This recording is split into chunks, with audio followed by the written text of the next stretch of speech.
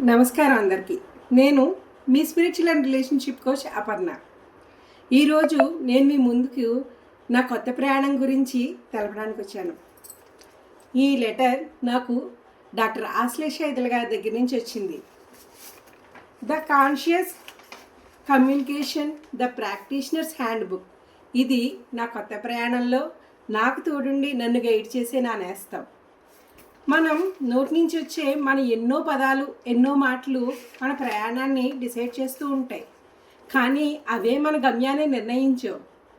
అవి మన ప్రయాణంలో ఎన్నో మార్పులు, ఎన్నో బంధాల్లో మార్పులు తీసుకొస్తూ ఉంటాయి. మన మాటలు అవతల వాళ్ళని హీల్ చేయగలవు.